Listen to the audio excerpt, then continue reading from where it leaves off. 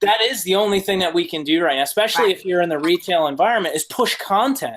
And I always tell everybody, I say, give your best content for free, because you're helping people, especially in times like this. They cannot go into your salon. They cannot go into your restaurant.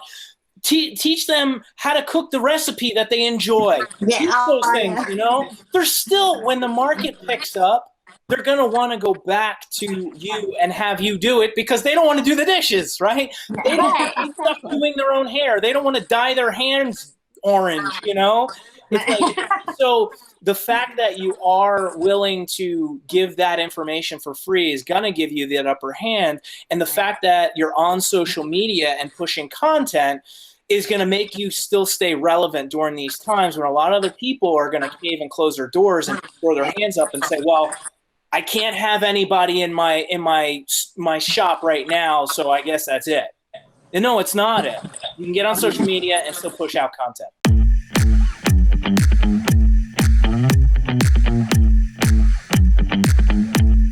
Ashley, Rebecca, how did you guys, meet?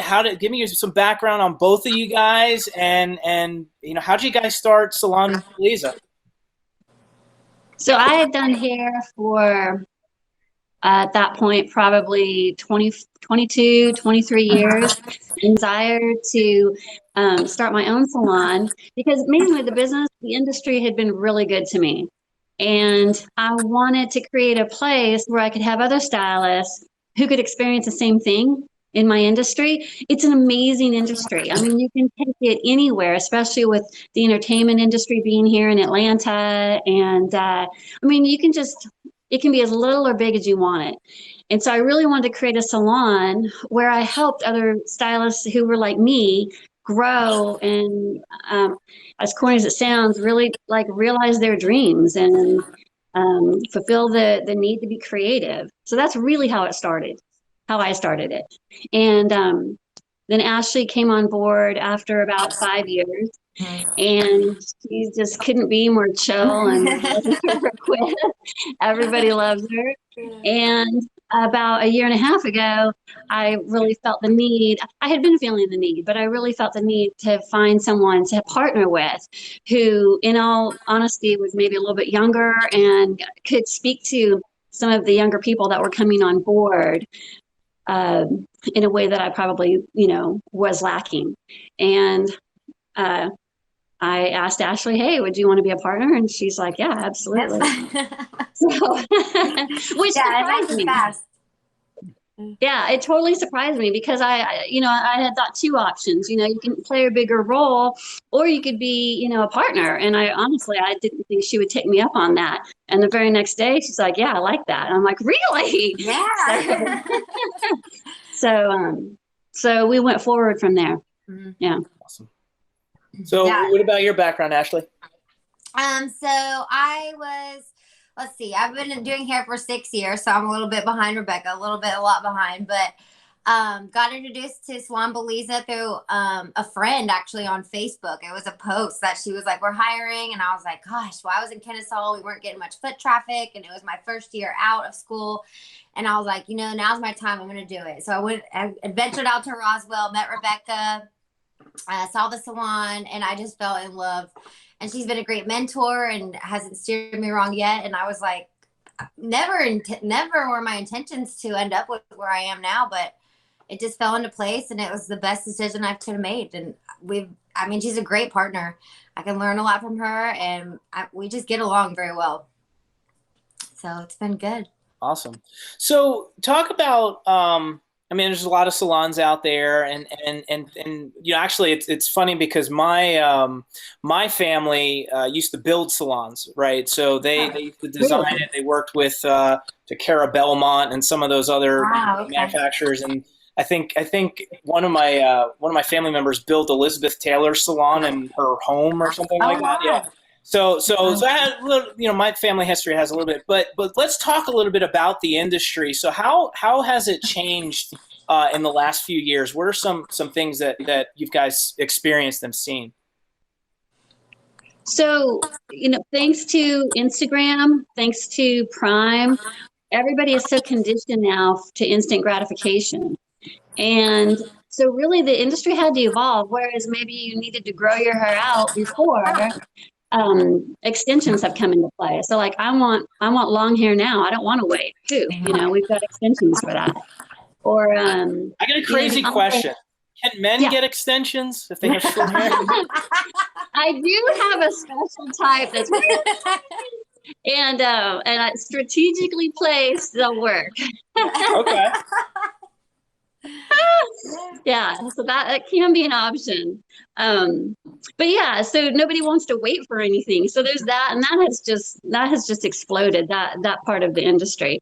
And then another one is the ombre and balayage. So, you know, I don't want that typical highlighted where I can see the stripes anymore. I want it to look soft and natural and sun-kissed right now. So voila, you know, hair painting, which is basically balayage, comes into play. And so, or, you know, right now a big thing is, it's called a root shadow. And it's like, hey, I want my color to look lived in. So poof, and then we, you know, lighten it up, and then we put a root shadow in there, and you look like you've had a couple months of growth in a good way. Yeah. So that has really changed. I mean, I went to Europe, I don't know, 16 years ago, and I was super excited because the trends and everything were very different than what we had here. And so within a year or two, I saw all those trends come here. And then I went back about 3 years ago, expecting to see the same thing and excited about it. Like, okay, when am I going to see, you know, what's the future looking like? And everybody looked the same. And all of a sudden it dawned on me. Instagram, Pinterest, Facebook, everybody. You can see what everybody's doing all over the world. So whatever suits you, poof, you have access to it. And you can bring it into your stylist and say, look, this is what I want. And we do it. So Ashley, you were going to say something about Instagram. What were you going to say? Well, yeah, they just throw all these looks at you, and everyone just wants, and it's kind of repetitive too. You see a lot of the same things, but everyone wants that nice lived-in look. It's very organic. That's what everyone loves, organic things, natural things right now. So in hair world, we can keep up with that. The same thing by the products we use. They have botanicals in them, natural botanicals, natural ingredients. People like to see that.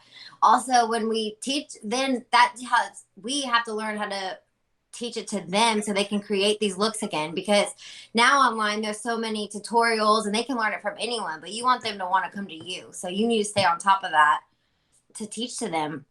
But in reality, these easy lived-in looks actually are the hardest ones to make. So you have to teach that to them too. So the stylist you're talking about? Yeah.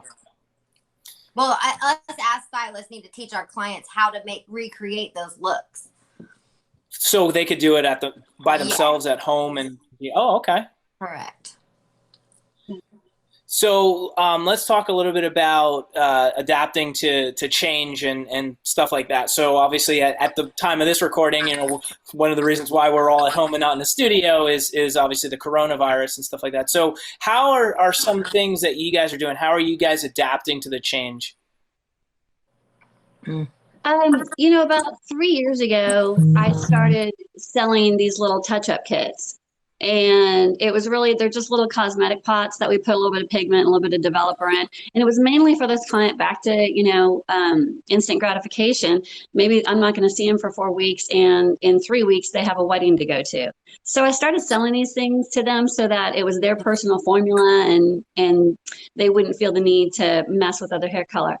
And all of a sudden COVID comes along, we have to close, and voila, we have a boatload of kits that we can readily access. And so our last week, I couldn't even tell you how many we sold. They just flew out the door.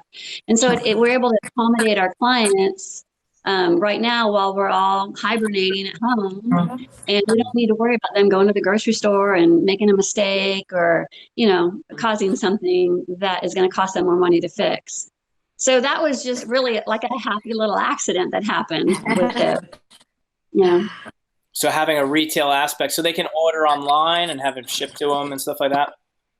You know, actually, it's more of a curbside service at the moment. You know, everybody that we work with is local. And Ashley and I are readily available. They let us know via email or however you can get in touch with us. And we walk up, we drive over there, we whip it up, and we take it out to their car, complete with gloves and a brush. And we've even had YouTube video. I'm sorry, not YouTube videos. We have an Instagram video on how to mix it and how to apply it. And it's actually, to be honest with you, it's a little bit controversial because as I've been looking at Facebook and all these salon groups, some of them are really upset over it. And we had a comment saying, hey, you're making us look bad. And how do you think that's going to work down the road when people know how to color their own hair? And my answer to that is they were already doing it.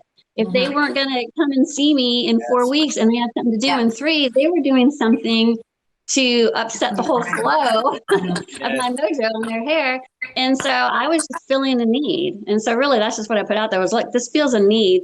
This is crisis management right now. And now, you do what you can. That is the only thing that we can do right now, especially if you're in the retail environment, is push content. And I always tell everybody, I say, give your best content for free. Because you're helping people, especially in times like this. They cannot go into your salon. They cannot go into your restaurant. Teach them how to cook the recipe that they enjoy. Teach those things, They're still, when the market picks up, they're going to want to go back to you and have you do it because they don't want to do the dishes, right? They don't want to be stuck doing their own hair. They don't want to dye their hands orange, It's like, so the fact that you are willing to give that information for free is going to give you that upper hand. And the fact that you're on social media and pushing content is going to make you still stay relevant during these times when a lot of other people are going to cave and close their doors and throw their hands up and say, well, I can't have anybody in my shop right now, so I guess that's it. And no, it's not it. You can get on social media and still push out content. Right. I mean, this is the service industry. We're here to serve. And part of that serving is to see a need and fill it. And the more you're able to do that for your clients, your guests, even your staff, the happier they are with you. And the more it cements that relationship is my belief. Yeah, that's they trust way you more. Yeah, because they know in a crisis, you're going to be there for them. And you're going to, no matter what, you're going to get that color to them in some way and make it be right. And then they trust you more. And that's what you want as in clientele. You want them to trust you because then they're never going to leave you. Right. True. Right. And staying that relevancy is important. And it's funny because I was, talking with my wife and she's like, the first thing I'm doing as soon as it's over is get my hair and nails done. And, a lot of people, I mean, myself included, is like, man, I could really use a haircut, so you can't get out. So I think people, the economy is going to come back. Things are going to come back. Things are going to go, and it's just kind of weighing that out. But all the people that were cooped up, think about it. They're going to want to go out and they're going to do things and go back to the restaurants and go on vacations and get their hair and nails done, do that type of stuff because they want to feel the normalcy again, right? And I think a lot of this disruption, it's what's happening right now. But if you don't give up and you continue to go forward as business owners, and keep finding a way to keep reaching your audience, you're still going to succeed. Right. I love the ability to reevaluate, and that's really what we have at this point. I look for opportunities, when things don't go as planned and the situation that we find ourselves in with COVID certainly wasn't planned for any of us, for the entire world.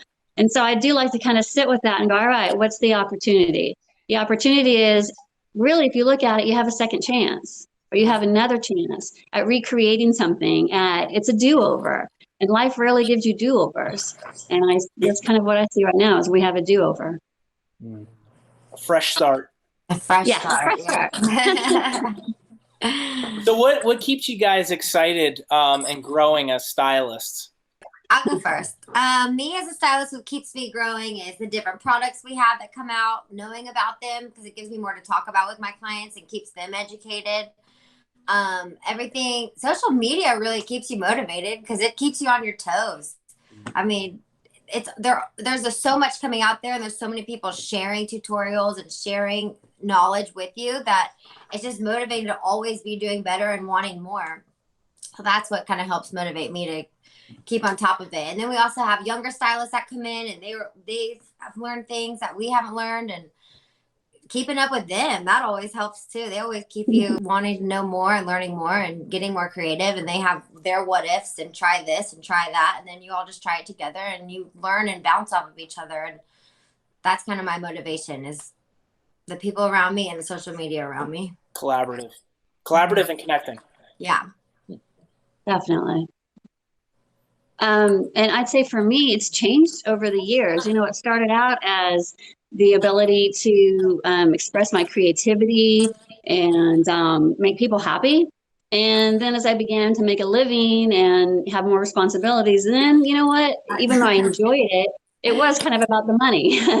But I felt super grateful that I was in an industry that I enjoyed. I never woke up saying, oh God, I do not want to go to work today. That never happened. And then it became about inspiring other stylists, and that kind of kept me going for a long time and opening the salon. And now I would say it's really mainly focused on helping my stylists grow, continuing to have that environment of, like you said, that collaborative environment where everybody's growing and everybody's learning. And also now with Ashley, I'm, showing her, mentoring her, and showing her what it's like to be an employer, an employee, and hopefully a good one. Yes. I'm just I want to do my best. And so I guess back to this industry and how good it's been to me and how good it can be for someone else is you can take it anywhere. It's as small or big as you want it to be.